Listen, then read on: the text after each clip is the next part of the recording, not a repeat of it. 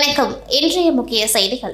புதுவை மாநில சட்டப்பேரவைத் தலைவர் ஏம்பலம் செல்வம் அவர்களின் 60வது பிறந்தநாளை முன்னிட்டு முதல்வரின் பாராளுமன்ற செயலரும் காமராஜ் நகர் தொகுதி சட்டமன்ற உறுப்பினருமான ஜான்குமார் மற்றும் ரிச்சர்ட் ஜான்குமார் எம்எல்ஏ ஆகியோர் பிறந்தநாள் வாழ்த்து தெரிவித்தனர்.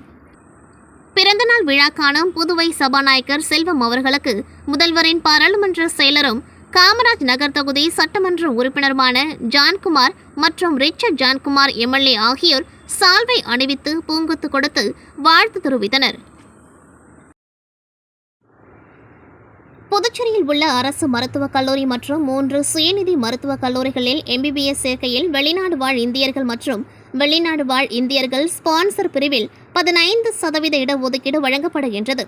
இந்த இடஒதுக்கீட்டில் உள்ள எம்பிபிஎஸ் இடங்களை ஆண்டுதோறும் குறுக்கு வழியில் போலி சான்றிதழ் அளித்து அபகரிக்கப்பட்டு வருகின்றது என பெற்றோர் சங்கங்கள் புகார் தெரிவித்து வந்தன.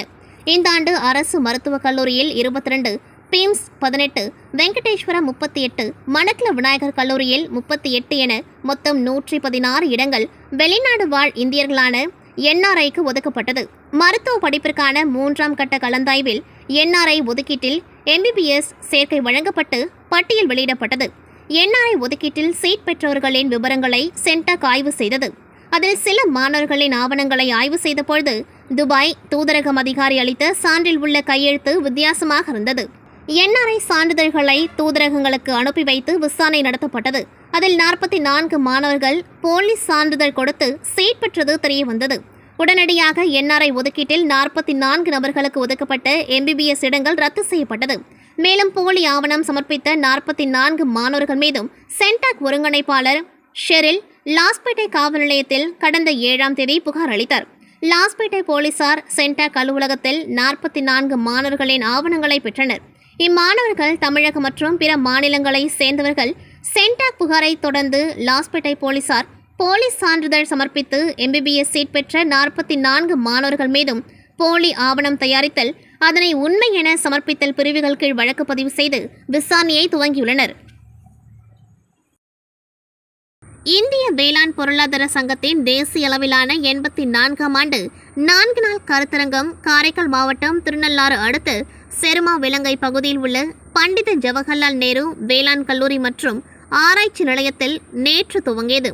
நாட்டின் பல்வேறு பகுதிகளில் இருந்து வேளாண் பொருளாதார நிபுணர்கள், ஆராய்ச்சியாளர்கள், பேராசிரியர்கள், திட்ட வலிமைப்பாளர்கள், மத்திய மாநில அரசு அதிகாரிகள், பிரதேசிய மற்றும் பன்னாட்டு நிறுவனங்கள் சேர்ந்த பலர் கருத்தரங்கில் கலந்து கொண்டார்கள். கருத்தரங்கை புதுச்சேரி பல்கலைக்கழக பொறுப்பு துணைவேந்தர் தரணிக்கரசு துவக்கி வைத்தார். பின்னர் செய்தியாளர்களை சந்தித்தவர், புதுச்சேரி பல்கலைக்கழகத்தில் நடப்பு கல்வியாண்டில் சுமார் 20க்கும் மேற்பட்ட புதிய பாடத்திட்டங்கள் அறிமுகம் செய்யப்பட்டுள்ளது. காரைக்காலில் சமுதாய கல்லூரி கட்டுவதற்கான நிலம் அரசிடம் கேட்கப்பட்டுள்ளது. மேலும் காரைக்காலில் உள்ள புதுச்சேரி பல்கலைக்கழகத்தின் கிளை கல்லூரியில் பொதுமக்கள் மற்றும் மாணவர்களின் கோரிக்கை ஏற்று புதிதாக பிஎஸ்சி கணக்கு, பிஏ ஆங்கிலம் புதிதாக சேர்க்கப்பட்டுள்ளது. காலி பணியிடங்கள் இருப்பதால் மாணவர்கள் வாய்ப்பை பயன்படுத்திக் கொள்ள வேண்டும் என கூறினார். பல்கலைக்கழகம் துவங்கும் பொழுதிருந்த அனைத்தும் தற்சமயம் செயல்பட்டு வருகின்றது.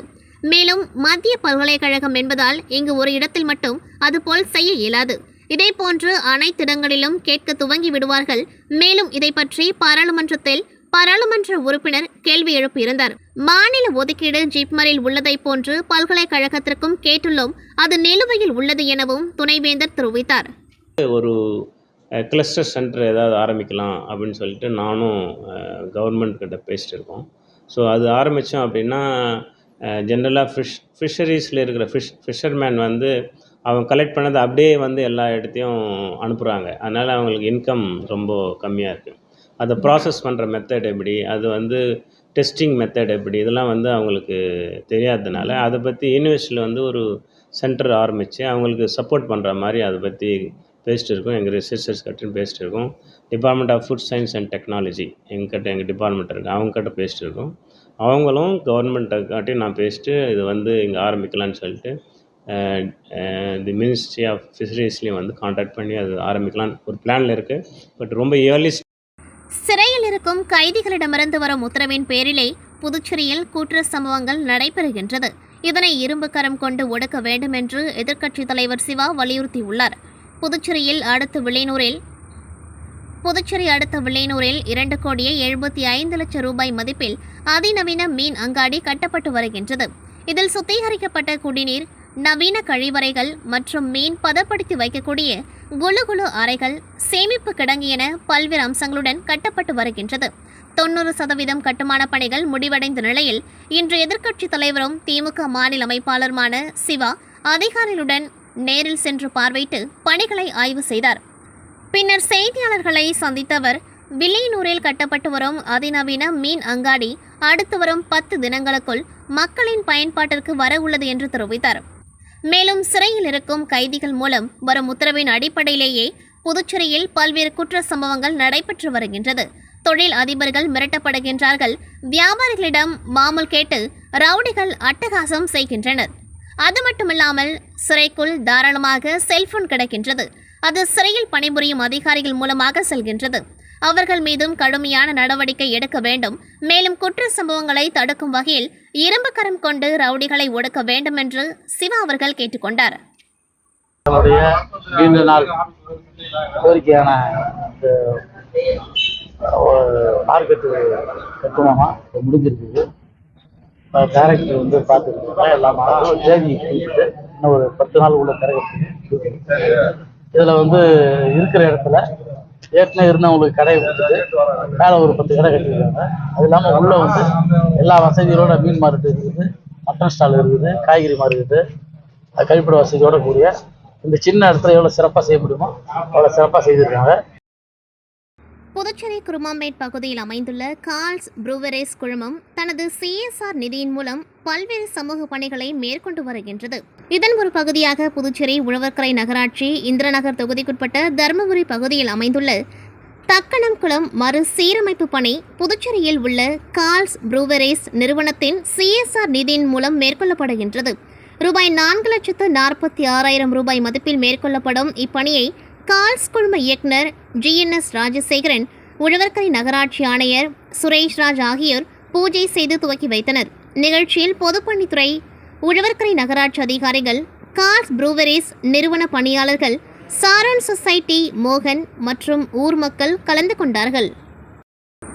புதுச்சேரி ஏம்பலம் தொகுதி கோர்க்காடு பகுதியில் ஏரிக்கரை ஓரமாக 100க்கும் மேற்பட்ட பழங்குடியின இருளர் மக்கள் வசித்து வருகின்றனர். 50 ஆண்டுகளுக்கு மேலாக வசித்து வருகின்றனர்.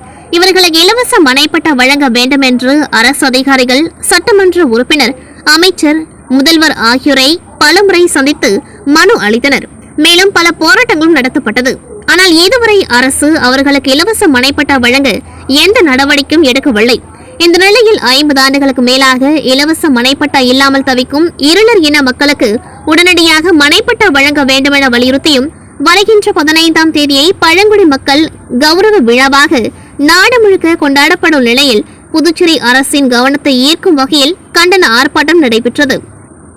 கோர்க்காட் ஏரிக்கரை பகுதியில் பழங்குடியின விடுதலை இயக்க தலைவர் ஏகாம்பரம் தலைமையில் நடைபெற்ற கண்டன ஆர்ப்பாட்டத்தில் வயல்வெளியில் இருந்து பிடித்து வரப்பட்ட எலிகளை வைத்து நூதன போராட்டத்திலும் ஈடுபட்டனர்.